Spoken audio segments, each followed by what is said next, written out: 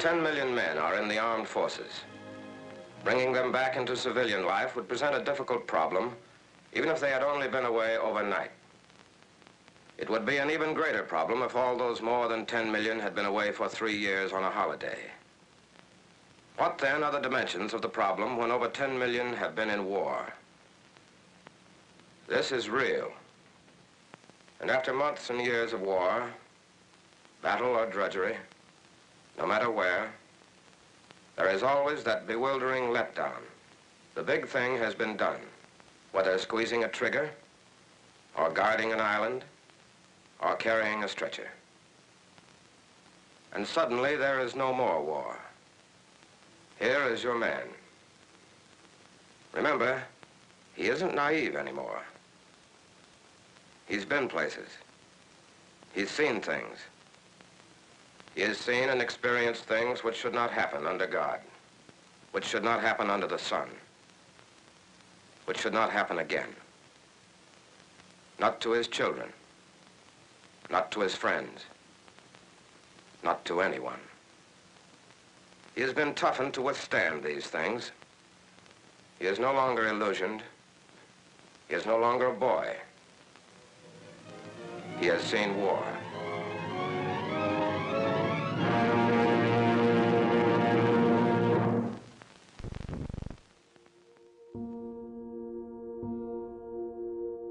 You cannot describe war. It's horrible. You cannot even think about it unless you were there. If you were there, you know what I'm talking about. You weren't there, you don't know what I'm talking about. Undescribable. There's certain amounts of stuff that dredges up some pretty bitter feelings that you have, and times when you were terrified at what was going on and how badly it affected you. It was a sigh of relief. It really was. It was a sigh of relief. That was my third battle, and I was just, I was beat, to tell you the truth. I was beat, and I just thought to myself, well, it's over. I'll be going home sooner or later. I don't know when, but I'll be going home sooner or later.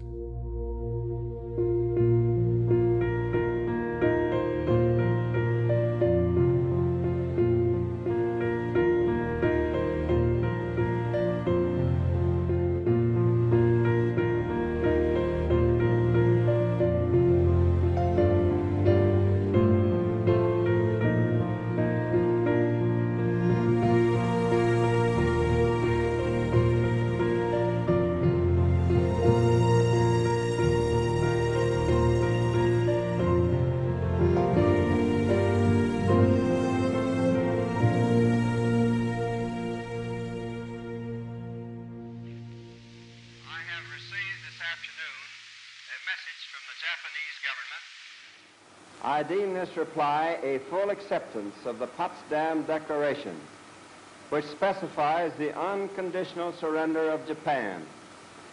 In the reply, there is no qualification.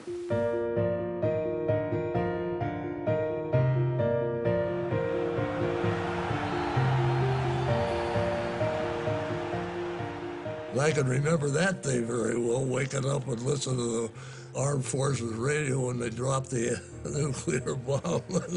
And I knew that was the end of the war, you know, and that was quite a day. I was in a bar in Paris when the war ended. I remember some guy from California grabbed me, some soldier. So he started jitterbugging dancing, and I'm no dancer. But he had me try to dance with him in a goddamn bar, and I must have looked terrible. The war ended faster, much faster than people expected. They thought they had this thing all scoped out, and they expected about an 18-month interlude between victory in Europe and the end of the war with Japan. But it happens suddenly, and when it happens, there's 12.1 million servicemen still active. We don't even have the shipping to bring them home. The discharge of GIs under the point system begins. Length of service, combat decorations, and dependents count in the granting of discharges. The backlog of troops going home was way, way, way back with me, frankly, at the end of it, because they'd waited so long before they authorized me to go home. Enter the wives who want their men home. Tremendous pressure on Congress. Newspapers jumping on this. I thought the war was over. He said, I'm out. And they said, oh, you can't do it that way. And he said, check my numbers. And he had spent 3 years in the Pacific. He was in 5 combat things. And he had more than enough numbers to have gotten out quite a while ago. You're sitting there in Holland or Great Britain and your number's up, and where's the ship? Well, we're picking everybody up all over the world. We're the only country to fight this war, air, sea, ground, and globally. So we got to pick all the boys up. And that takes a long time. I came home on the USS Navaka, which was a real tub. And we, about 6 or 8 days out, we got into one of those typhoons. And I had just laid down and closed my eyes, and all hell broke loose. Those beams, steel beams overhead, we was putting our saving gear, our best kits, our canteen cups and all that up there to get it out of the way. All of that was falling off and hitting that steel deck. The kitchen had broke loose, and the stoves was going from one side to the other and banging up against it, and then it'd go back to the other side and bang. Oh, man, it was noisy. And I thought to myself, my God, here I've gone through 3 battles, been over here for over 2 years. Now I'm going to drown going home. And that's the first thing coming to my mind. My husband was a Navy pilot, and Harvey did not get out of the war until 46. They kept the whole squadron there because they had to get all the wounded back to the United States. The ones that were serious, we were serious, not dying, but serious wounded, get you back as quick as they could. They flew you back. So I wound up getting back by airplane quick. Where did the engine start? What the hell? And you're laying there. I said to the nurse, get me the hell out of here. Open that goddamn door. I'm going to jump out. If you don't go out, I'm going to take you with me. No, the plane landed. But one engine, though. Well, enough to scare the hell out of you. When all you went through, you're going to wind up in the ocean.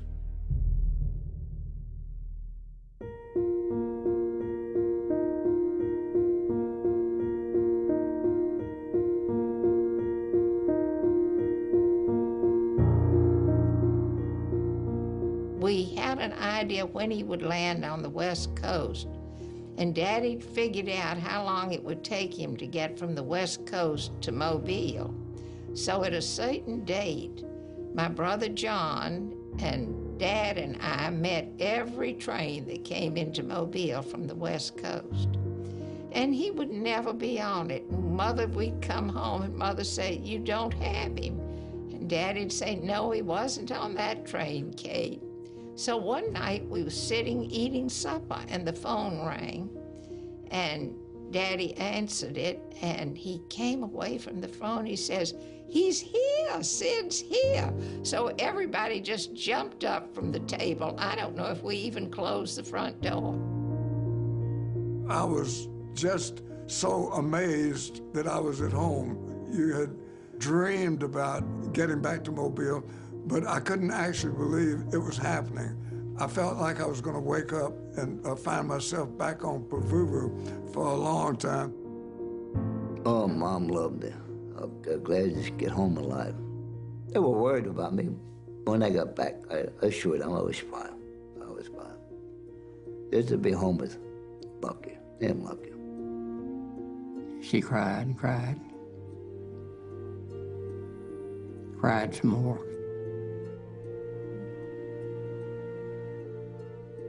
Didn't want to turn me loose. Just held on. Of course, you know, my brother had been killed in France, and she was mourning his death as well. They're wild to see me, you know. They thought, you know, that I probably should have been killed many times, but Irish luck or God saved my life, period. All the neighbors started coming in to visit that evening. And Sid and I were standing in the living room, and he was trying to talk to all of them, and he got me over to one side. He said, "Cal, will you go with me up to the drugstore?" And I said, "Sure." He said, "I had to get out of there." He said, "I haven't talked to adults in so long. I've just got to get away a little while and get myself back together." My father, he was in North China for 6 months before he was able to come home. And, you know, a lot of the guys had come home to parades and parties, and there was this outpouring of emotion. Well, when my father came home, it was February of '46. So at that point, a lot of that was over. You know, when he came home, he pulled into the Mobile train station late one night, and it still looked pretty good to him, but you know, it was not a rousing homecoming that probably some guys experienced.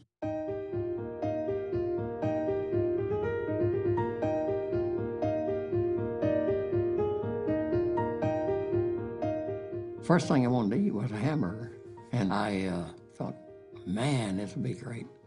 And those people in California didn't know how to make a hamburger, and I thought to myself, I should go in there and get that guy and take him with me and let him come to Texas and learn him how to make a hamburger.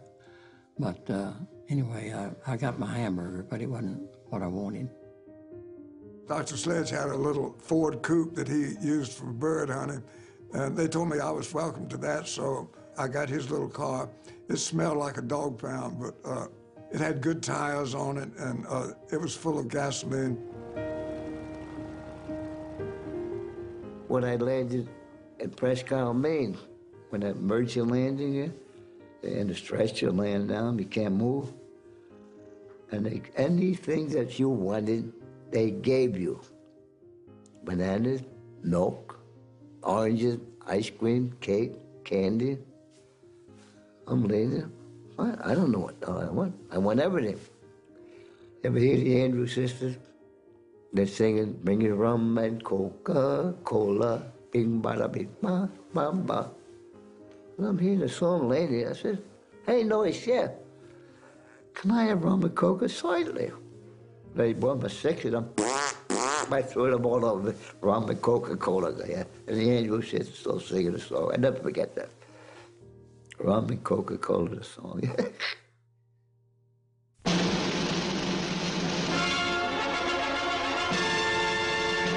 The March of Time.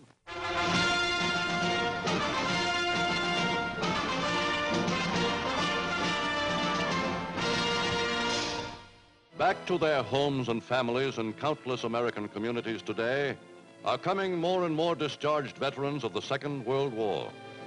After years in which they have existed only as a part of a great military organization, which has clothed them, fed them, and made decisions for them, they must soon begin the process of learning to live on their own and to think and act as civilians once more. Ernie Pyle wrote for the troops, but he also wrote for the home front.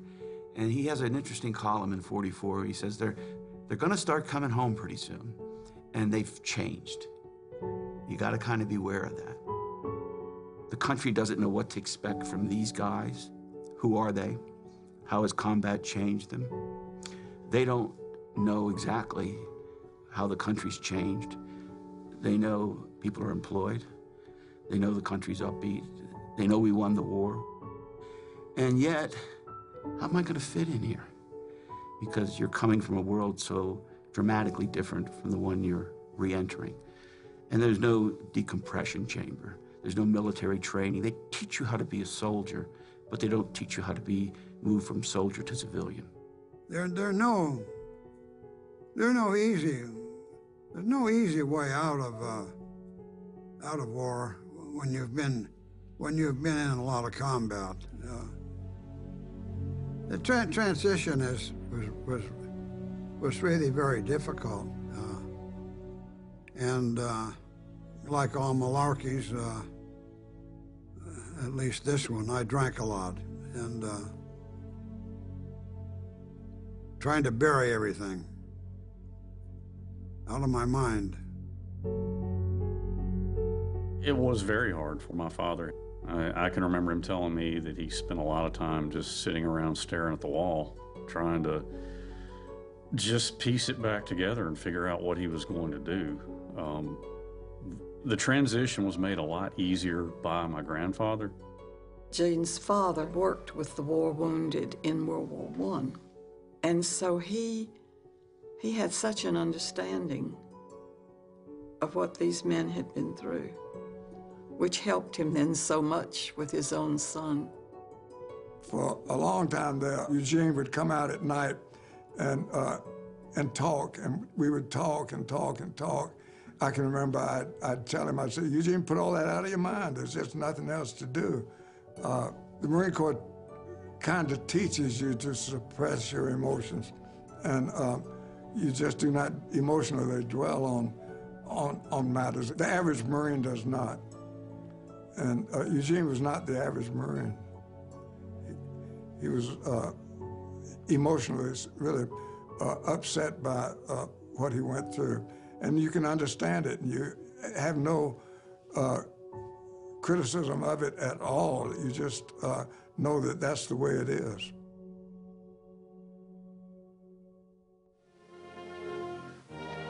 Today, the problem of the returning veteran is a vital topic for nationwide discussion.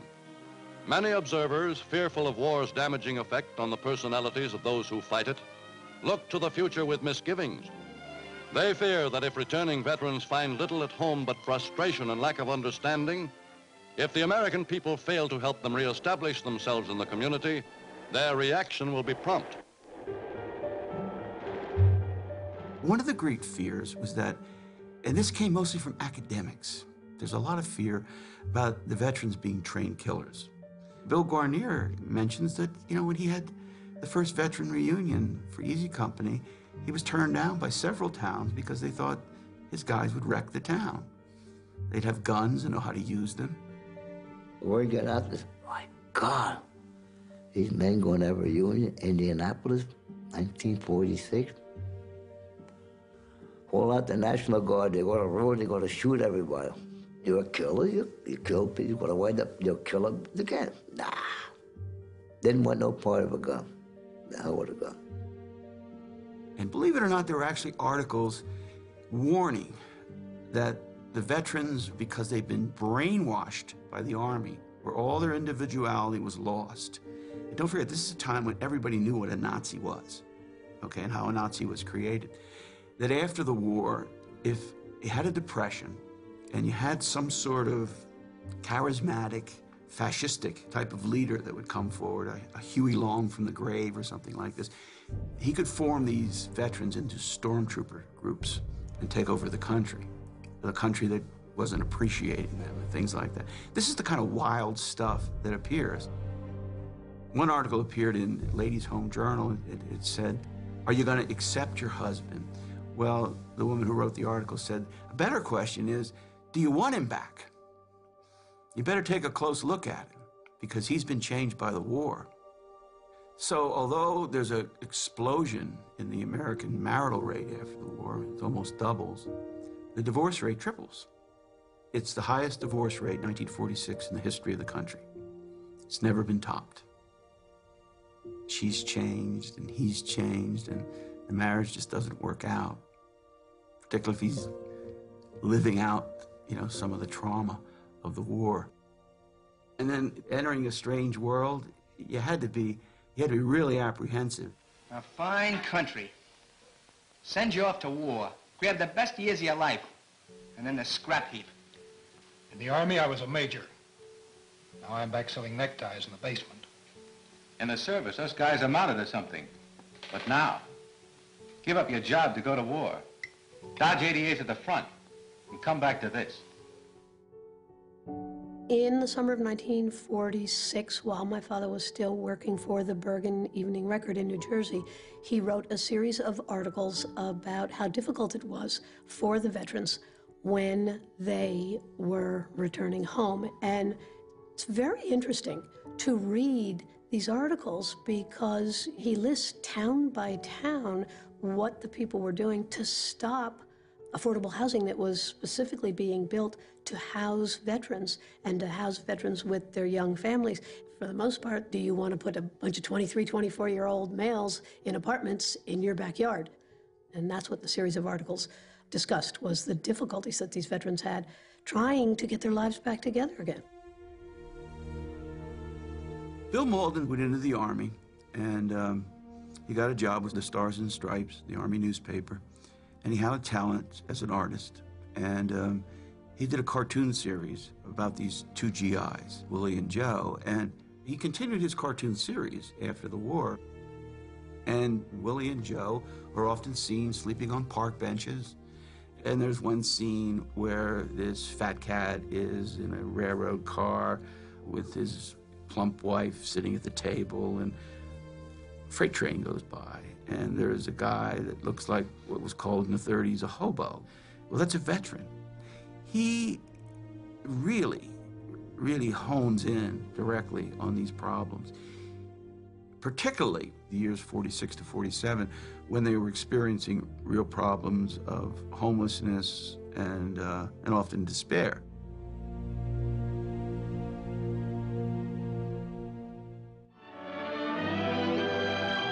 Today, when America's men in uniform look beyond the long years of war, first on their minds is their chance of getting post-war jobs. I don't have to worry after the war's over. I have the promise of my old job back. Yeah, but I never had a job. What do I do? Gonna be tough. About the time that we get out, there'll be millions of people back home all looking for new jobs.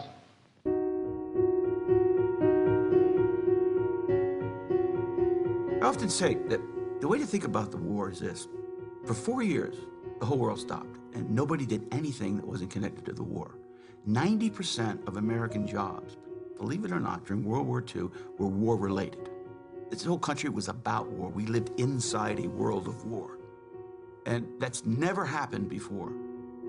This is what worries the GIs in the foxholes in the last months of the war. They're going to come home and somebody else has their job. Then they find out that Congress has passed a law that an employer cannot deny you your former job if you're able to do it. Now that hurts some guys like Bill Guarnier. His employer at Baldwin Works in Philadelphia could simply say to him, Bill, you've lost a leg in the Battle of the Bulge. I'm sorry to hear that, but we can't bring you back and have you working a heavy industrial job with one leg. And they could get away with that. Now you can imagine when I went back to work in the machine shop, get lost, kid. Couldn't get a job back. Forget about it. There's no legalities involved there. Out, hit the pike. Bob Leckie came back and surprised his employer because he threw the language of the bill at him and said, you know, it's against the law. And he got his sports writing job back even though someone had ably replaced him in the job. So that eased things. And then the expected depression doesn't take place. The unemployment rate remains, you know, stunningly low. And there's enough for everybody.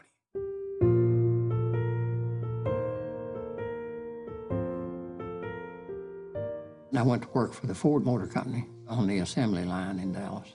It was tough. It was very hard work. I was making $1.28 an hour there. And I quit the Ford plant making $1.28 an hour and went to work for the post office for 84 cents an hour. People thought I was crazy. But who wants to make a career on the assembly line at the Ford plant? Hauling gravel, putting in tile, dragging the road. I never was out of a job. I was a salesman, mechanic, any kind of job to make a buck. I can make $1.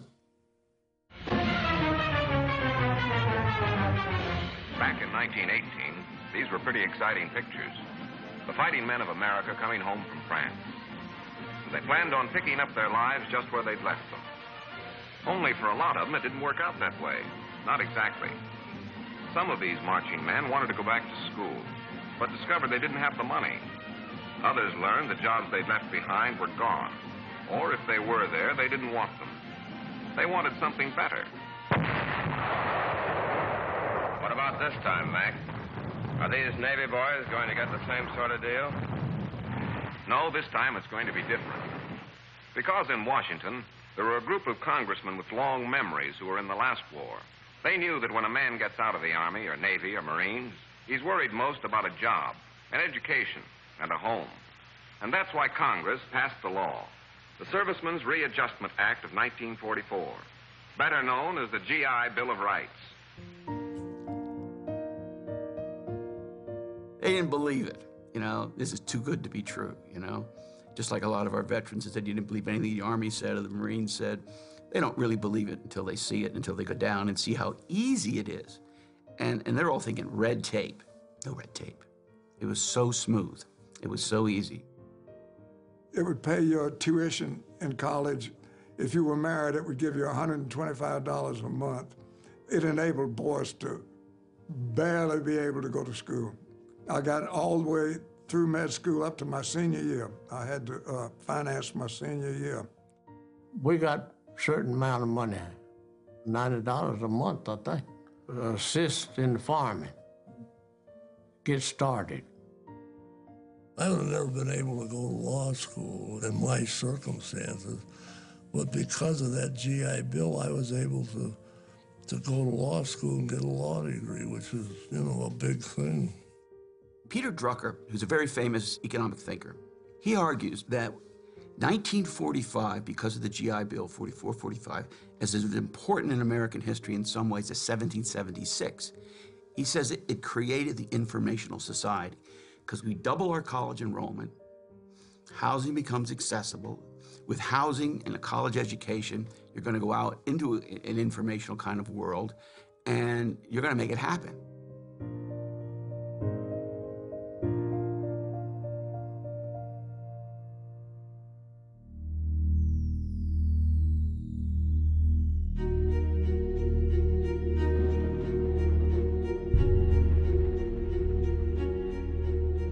Is D plus 15 on Iwo Jima. Ripon Hill, beyond Hill 362, we're almost beyond the third airport. All of a sudden, I remember I was sitting on a rock. I'm out kind of in the middle of nowhere because I don't see anybody else.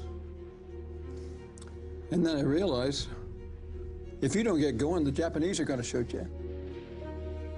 And I thought, I got to do something about this. And all of a sudden, Sergeant Wendell came out of the rocks. And he came over there and where I was sitting. He said, "Come on, Tatum. Come on with me. You're going to be okay." And so I was suffering from combat fatigue. That's where you don't know what happened to you. Except you're not crazy necessarily. And you're not a coward necessarily. But your mind wouldn't take anymore. How many people can you see killed? 1, 2, 3, 40? Who knows? The mind is different for everybody. I lost more friends, more people, and pretty soon, no matter how strong you are, it'll prey on your mind. You can have guilt feelings about it. How come I'm still here?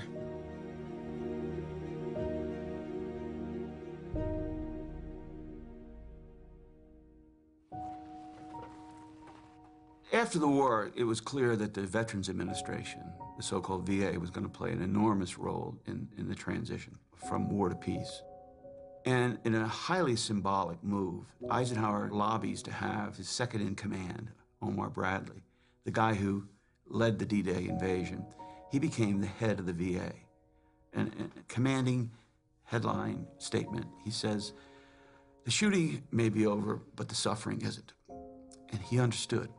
You know, and Eisenhower understood that These guys have begun the final battle. That is a common concern among servicemen who have developed nervous conditions during their stay in the Army as to what the public is going to think about them. Undoubtedly, there will be people on the outside who won't have any understanding of the condition, who may think of it as being a rather shameful condition. Bradley shapes up the VA. He gets rid of the red tape.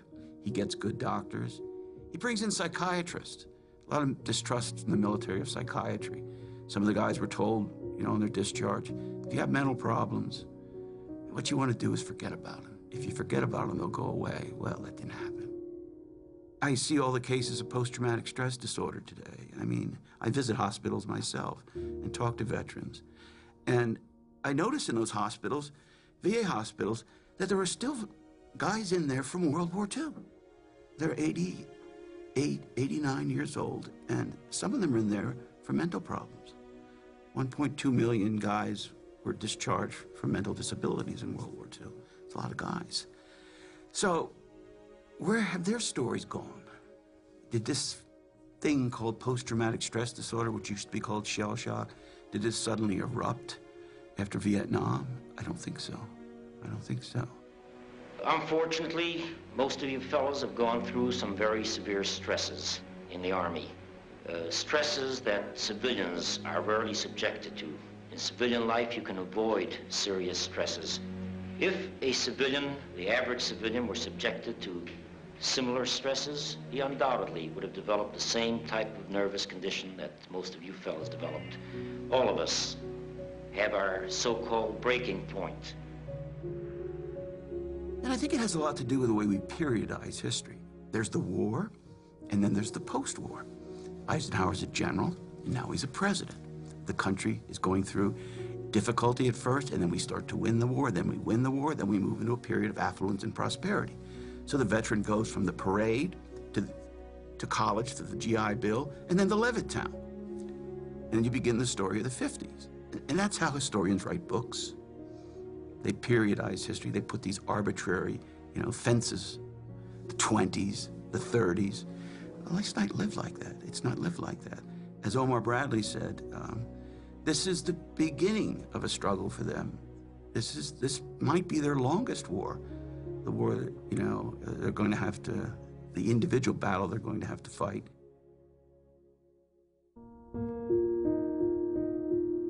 I never talked about the war for 35 years after I was out. I never talked about it to Florence. I never talked about it to my daughters or my parents or brothers or anybody. In fact, the business, I worked 30-something years at the post office, and there was 3 combat veterans worked there, Marines. And all during that 30 years, we never talked about the war. And we might tell something that was funny that happened, but as far as the guts and the gore of it, we never talked about it. The very first inkling I had was, I guess it would have been in the first year we were married, and we were driving down the street, and a cat or something had been run over and just smashed. And I looked at it and, made some grimace and, ooh, look at that.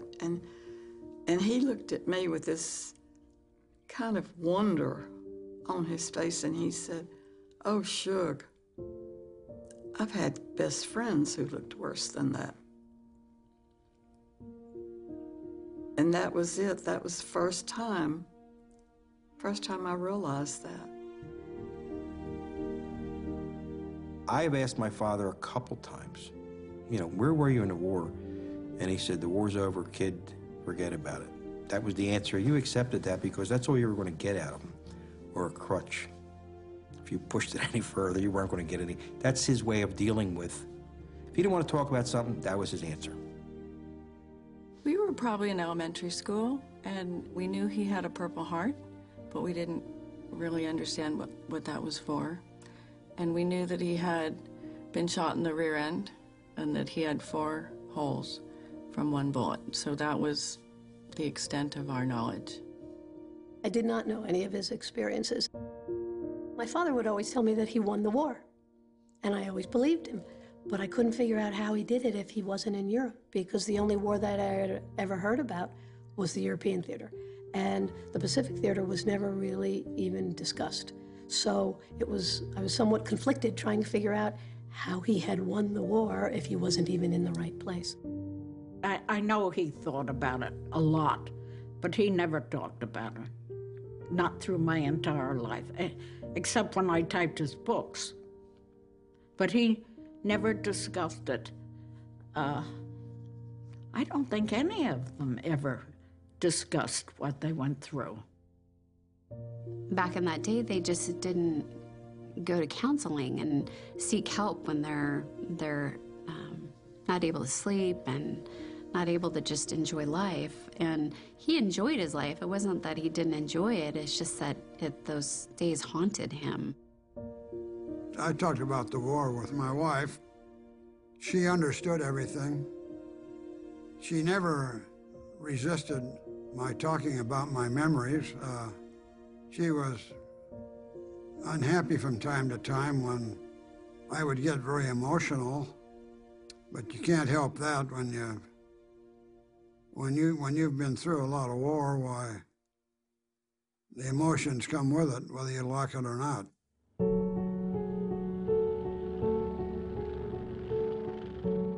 Been married to him maybe 6 months. One night, he let out this terrible noise and sat straight up in bed. And I just lay there petrified. And I finally shook him and woke him up. His nightmare was he had fallen into the Pacific when he was hand flying one of those great big 4-engine planes. And he had it for about 10 years off and on. But they all came home with some form of a nightmare. When he was sleeping, you didn't touch him. If you wanted to wake him, you said his name and he was awake instantly. But you just didn't touch him. In the house in Mountain Lakes, this big, wonderful house, my bedroom was next to my parents' bedrooms, so I heard the screams. And I think because I heard the screams, I knew that it was the war that was causing the screams, and therefore I never asked what happened to him in the war because I just assumed it was bad. I mean, my father was indestructible, and for something to have happened to him that would cause him to have these horrific nightmares, I didn't want to know about it. My father was relating to me a story about Lieutenant Brewer, who was brand new with 3rd Platoon, stood up in the middle of a field with the binoculars on, took a bullet through the neck, and Dad asked the medic, and the medic said, he's not gonna make it, he's a goner. And Dad said, got the whole platoon in the middle of the field, I've got to get them out of the field, because he said if they had a machine gun, they'd have mowed us all down. So he left him there. And Bob Brewer ended up working at the CIA, and Dad ends up walking down the halls of the agency one day and runs into this man that he left for dead. And as he told me the story, his lips started quivering, and he ran into the bathroom and threw up. And my dad's not an emotional person. That's the most visceral of any emotion I've ever seen out of him. It was, yeah, thinking about leaving his buddy. When I was probably 5 years old, the movie Patton had come out. We were in the living room, and it was just this constant artillery barrage, large caliber gunfire. And then I can remember my dad getting more agitated, and then he got up and went into the kitchen and just started pounding on the refrigerator. Well, of course, my mother knew what was going on, so she talked to him and calmed him down, but what it was, that was his emotional reaction. I mean, he had said that at Peleliu and Okinawa, when they were under heavy artillery fire, they would be in their foxholes and would just beat their fists on the ground in sheer frustration and helplessness. You know, he had always said that the most helpless thing in the world was to be under heavy artillery fire.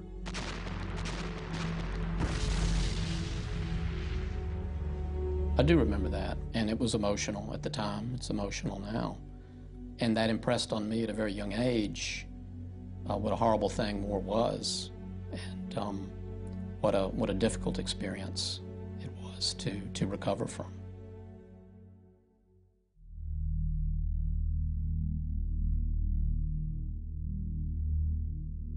Gore Vidal said that he expected that all these great writers were going to come out of the war and write about their experiences.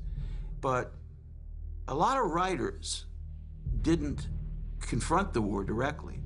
Instead, we got what Paul Fussell calls the great silence, Fussell the literary critic, where Fussell is surprised by the absence of literature in the 40s about the war.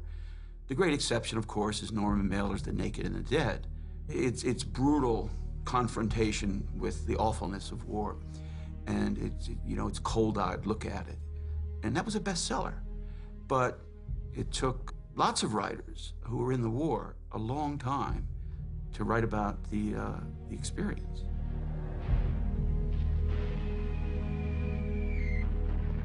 My father said after the third day on Peleliu, it suddenly occurred to me, I've never read anything about what it's really like. So he was determined that he was going to essentially amplify the historical record, if you will, based on his experiences. With the Old Breed was published in 1981, and it was supposed to be just for the family. It was supposed to be so that my brother and I would have some idea of what he had been through. Not only that, but something of a catharsis for him to purge his memory, to divest himself of these horrible experiences. It is touted, and it is, I think, the Red Badge courage of World War II, because of its honesty, and because he doesn't get in the way of the story, and because of his humility. And he said, what we went through is unforgettable, shouldn't be forgotten. And I think a lot of his feelings about the war have to do with that he didn't feel that people understood what men like him went through.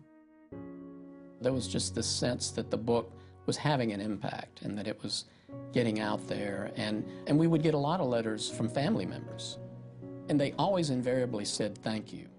You told my father's story. There was this sense that he had really, it was the everyman combat soldiers, Marines experience. And there was just this incredible sense of gratitude from veterans and their families that at last the truth was out there.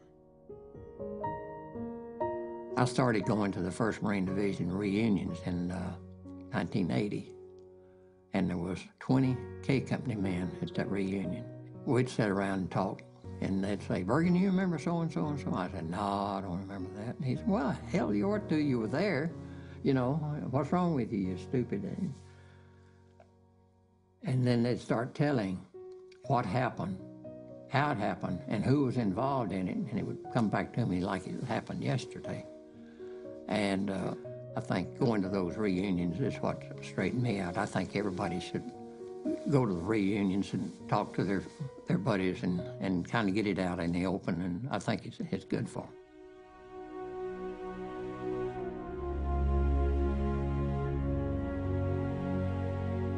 I went to New York reunion. Right after the war, 47.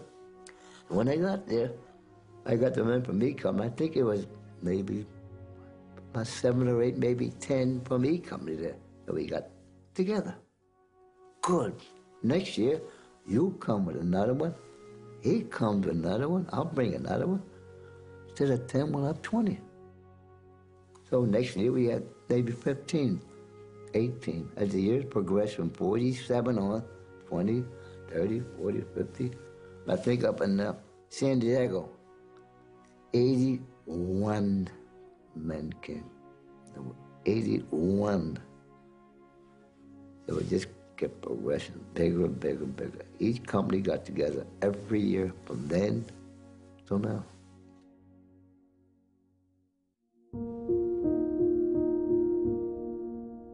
He was discharged, I think, on December 22nd or 23rd, and then he wrapped up his discharge papers and Christmas papers and gave them to my mom as a Christmas gift, meaning the greatest gift of all is he was finally released from the war and able to start his life with her.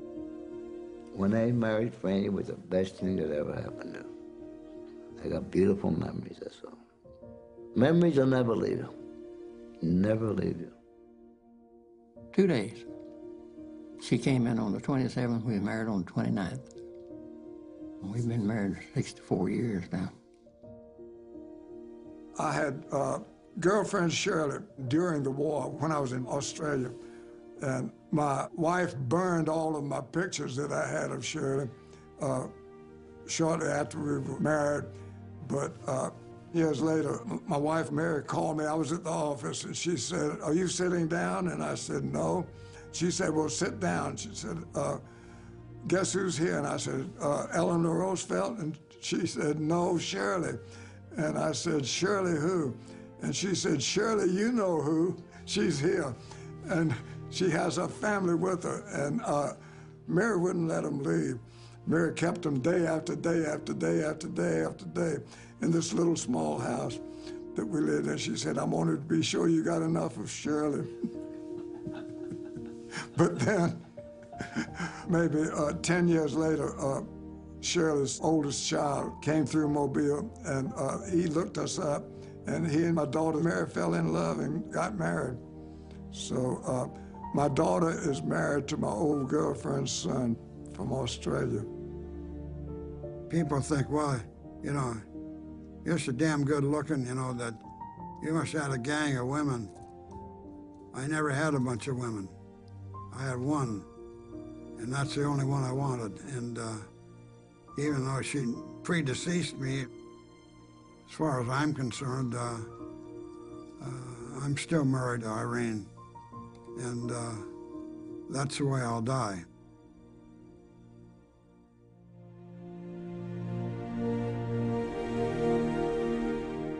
Nobody ever heard of New Britain, Cape Arthur, New Britain. They never even knew a battle fought there. 90% of the people in the United States never knew a battle existed there. And Peleliu, the same way.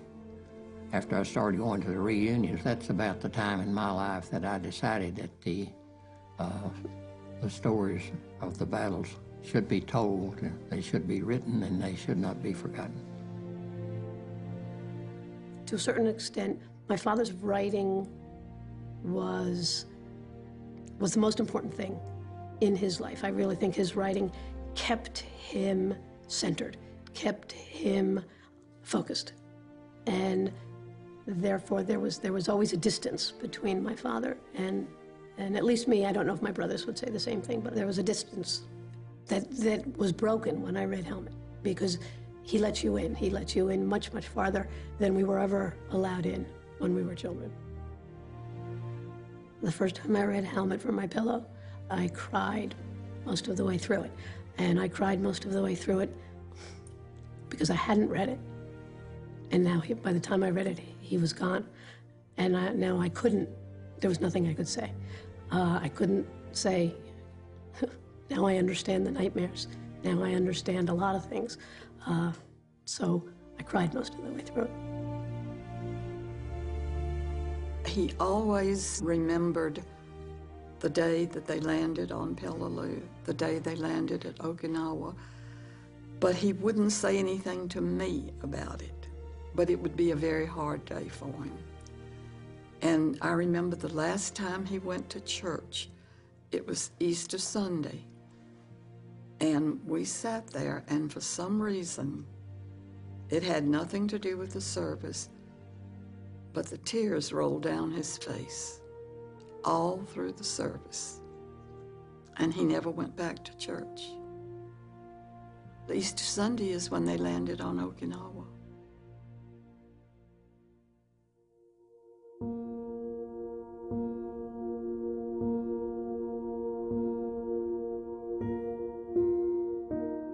These experiences are universal.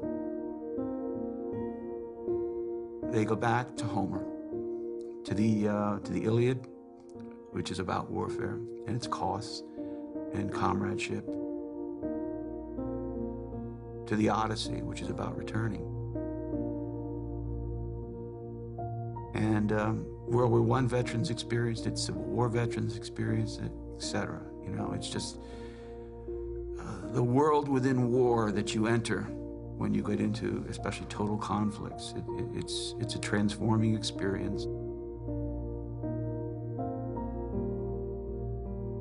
It's a warning to history, really. I mean, most of these guys will tell you they don't want another one. We were brought up to think that there was no country like our country, and it was our duty to take care of it for the next generation.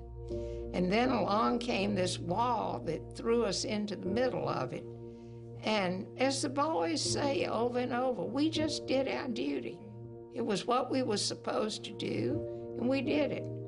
And they still, as old men, feel that way, but they felt that way as young men.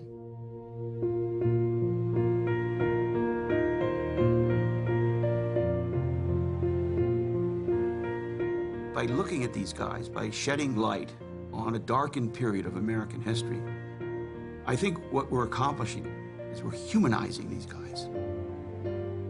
They have been stick figures that were heroes in warfare and made the easy transition home. It's never that easy. These guys experienced a medley of problems, but dealt with them heroically and directly.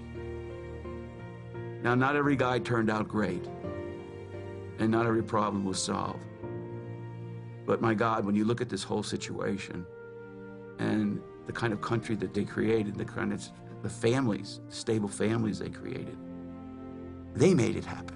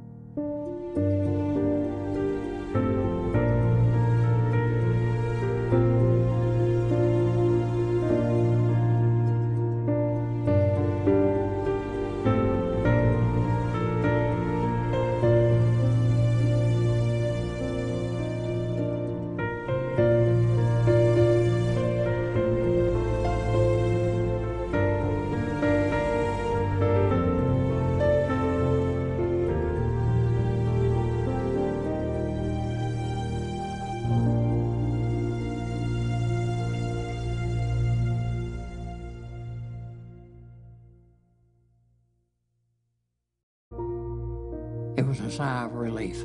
It really was. It was a sigh of relief. That was my third battle, and I was just, I was beat, to tell you the truth. I was beat, and I just thought to myself, well, it's over. I'll be going home sooner or later. I don't know when, but I'll be going home sooner or later.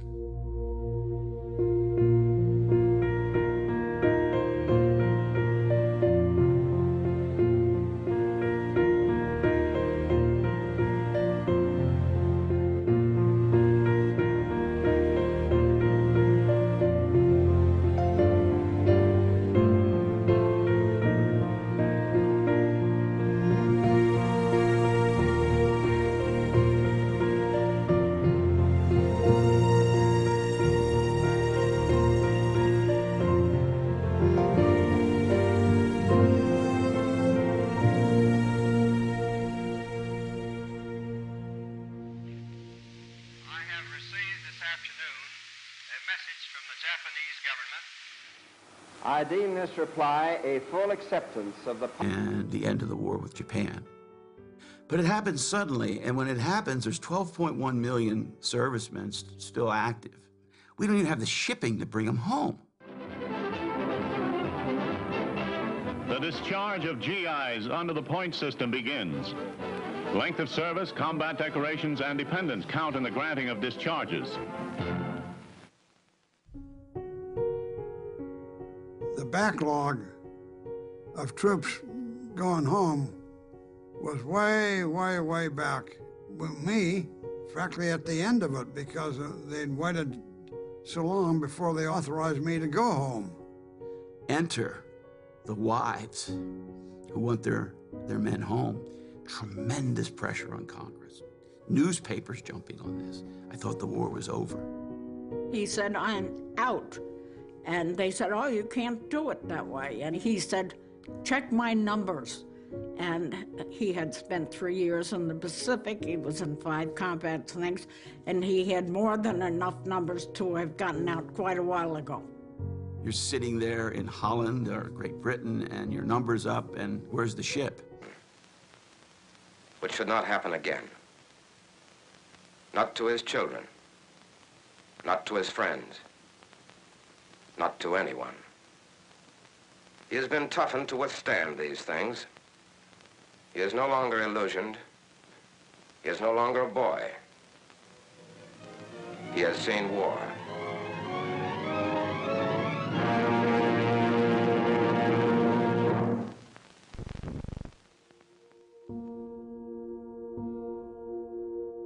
You cannot describe war.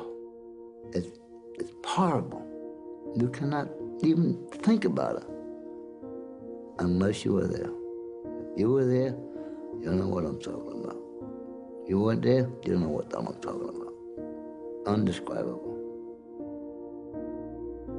There's certain amounts of stuff that dredges up some pretty bitter feelings that you have, and times when you were terrified at what was going on, and how badly it affected you. Potsdam Declaration, which specifies the unconditional surrender of Japan. In the reply, there is no qualification.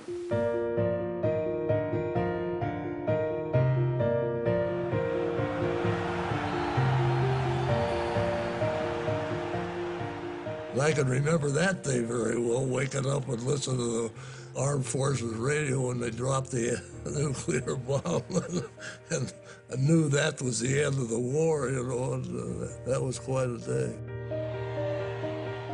I was in a bar in Paris when the war ended. I remember some guy from California grabbed me, some soldier. So he started jitterbugging dancing, and I'm no dancer.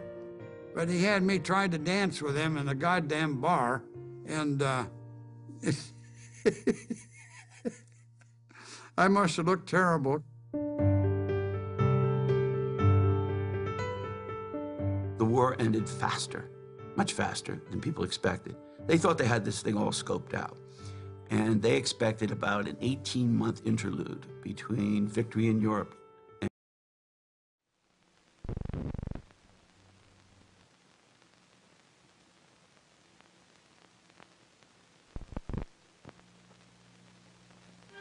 Over 10 million men are in the armed forces.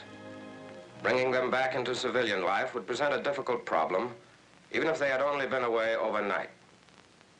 It would be an even greater problem if all those more than 10 million had been away for 3 years on a holiday. What then are the dimensions of the problem when over 10 million have been in war?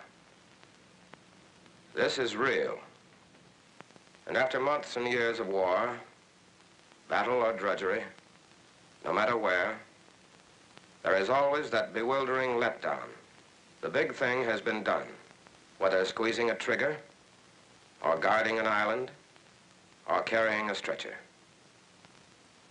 And suddenly there is no more war. Here is your man. Remember, he isn't naive anymore. He's been places. He's seen things. He has seen and experienced things which should not happen under God, which should not happen under the sun.